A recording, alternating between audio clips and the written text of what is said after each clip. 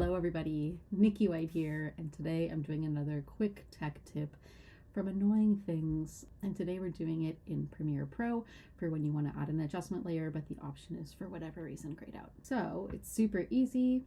Sometimes you go File, New, Adjustment Layer. It's grayed out. Why is that? So stupid. So make sure you're actually selecting a file in your project panel, a video file, File, New, Adjustment Layer.